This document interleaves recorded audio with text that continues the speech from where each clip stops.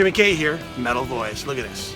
The Metal Voice shirts are now on sale. Just go to the video description to find out on how you can purchase one. Metal!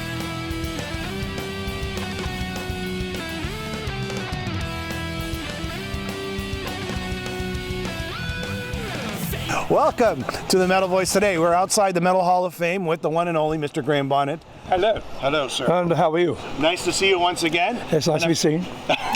And Joe Stump, the guitarist for Alcatraz. Hey. Right? Hey, how you doing? Good, good, good. And of course, the one and only Chris Impellitteri. Hi there. They're trying to stretch it out there. All right, Graham, you're being honored tonight at the Metal Hall of Fame. How does it feel after all these years and all the work you've done with countless bands and so much music, a huge repertoire? Yes. How does it feel to finally get those accolades? I don't know yet. I'm kind of like wondering what's going to happen when I actually do have to get up there and say something, because I don't know what to say, who to thank, who to not to thank.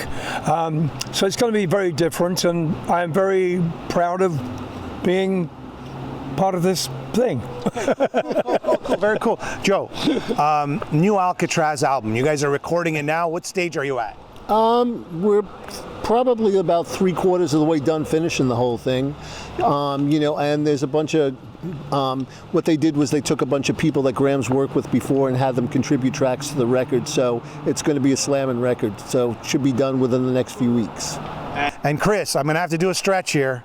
You're actually, Chris Impellitteri is going to be playing on the new Alcatraz album, right? A guest appearance, is that it? I did do a guest appearance, yes. You did do it? Yes, That's what I meant, yes, yes, because that's what I because I love Alcatraz, Yes. and we love Graham, we love Joe, so it's going to be fun, I thought, why not? And it's funny, I rarely do that. I get so many people going, will you play my record? I never kind of border outside of the Impelliteri thing, but with Graham, it's very home, and he joined us in Japan about, 6-7 months ago? Yeah. Great show, and it was just the energy. I mean, I saw people literally crying when he came up and played with us in the audience. I thought, I'll do this for him, absolutely. Me that was crying up there.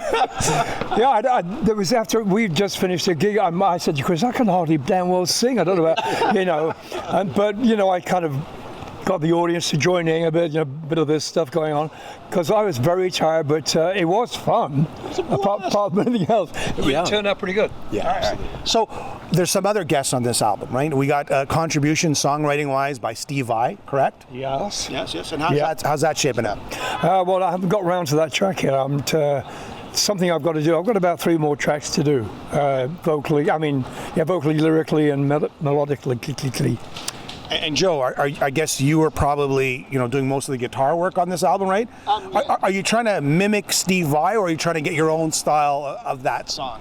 On the Vai tune, well, I mean, Steve contributed the track, so I'm going to try to channel some of that, so I kind of keep it true to his vibe. But I don't play anything like that. But I contributed, I want to say, like maybe 6 tracks to the record. So I'm doing most of the heavy lifting. And Chris, The Nature of the Beast. I'm just going off on a different tangent here. A great album, by the way. Go pick it up, The Nature of the Beast.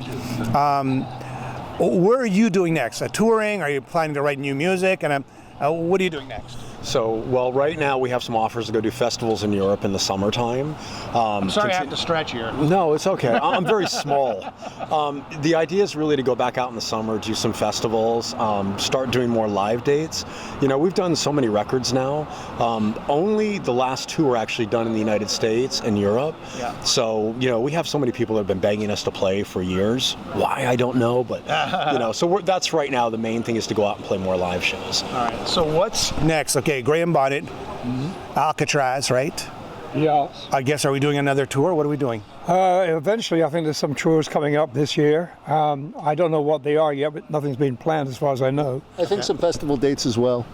It's going to be festival season in the spring, so offers are starting to pour in for that. So. All right. Any Canadian dates? Just asking. I've never played there. You have played. Oh, I did. Yes. And that's where we played with Michael Schenker. Michael Schenker, I did. Yeah. Forgot about that. But I mean, we haven't. Or I, my own thing, so to speak. And okay, that's pretty much it. Congratulations. Thank you very much. I'm very happy that you're finally getting that recognition that you deserve. It's not going to come from the Rock and Roll Hall of Fame. No. What do you guys, and the last question, what do you guys think about Judas Priest and Pat Benatar, being part of the fan vote, but not actually getting into the Rock and Roll Hall of Fame? I'll go with Joe. Joe, what do you think? Complete bullshit. Okay. Yeah, travesty, you know. But Which one, Judas Priest or Pat Benatar? Well, Priest, of course. But, you know, nothing wrong with Pat Benatar either. She was #1 fan pick, by the way. Oh, really? Yeah, that's she got snubbed. That's atrocious. And, you know, she's a legend. She's been around forever as well as Priest. Yeah. Well, you know? have to also think the Rock and Roll Hall of Fame. What are the first, you know, words we hear? Rock and roll.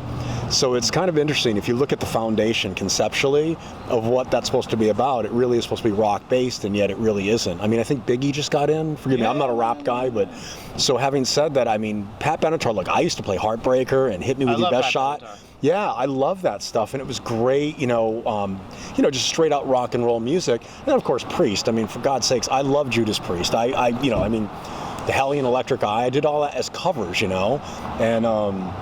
I mean, they certainly belong in the Hall of Fame, as well as Iron Maiden. Yeah, you know, those are the bands I think definitely should get in. And on the last note, Neil Peart or Neil Peart from Rush. Oh, yeah. You know, sadly, you know, diagnosed with brain cancer, died, for 3 years. Yeah. Tell me about, I don't know, just your thoughts about Neil. Well, I mean, he was a great, no doubt, a great drummer. My girlfriend's son is very upset about it because he's learning to play the drums right now. And yeah, it's very sad. What a great band. I mean, incredible unit. Really, really, really. And I'm very sorry for his family because he was still really a young guy, you know. He lost his first wife, he lost his daughter, Yeah. and then you got remarried, had another child, and Joe, what do you think? Yeah, very sad. I mean, those guys have been around, you know, making progressive music since the 70s, and it's just a shame. You know, he was only 67. You know, still very young. Yeah. And I'm sure you had a lot of. Well, sure. I mean, again, Rush was another band that I grew up on. 2112. You know, we used to play Spirit of Radio, Limelight, all of those. But you know, instead of being sad about it, I mean, I think we should celebrate his legacy. Agreed. Look, to me, Neil Peart, bar none, was the greatest rock drummer out there. Yeah. Progressive, yes, but I mean, the reality is he had a feel, and he was very musical, which is interesting because he's a percussionist. Yeah. But so to say musically, you could almost say, I don't even need to hear the other instruments or melodies. I could hear the drums and know immediately what song he's playing. Yeah. That is what Neil Peart did. But I got to say one last thing. We always recognize him as a drummer, but we forget that he's a lyricist. And my God, he's a philosopher. You read, and one of the greatest lyricists out there. And listen, 100 years from now, we'll still be celebrating Neil Peart. I mean, people are going to hear him play. They're going to love Rush. I mean, that's going to be part of culture. It's the fabric, at least what I grew up on. Yeah. So it will continue on. So he has some sort of immortality. Well, thank you guys. It's a pleasure. Yep. Pleasure. And Graham, once again, congratulations. I'm very happy for you. I'm very happy. Well, I'm very pleased too. Okay, good. It's quite nice. Thanks. All right. Thanks. We're going down to hell.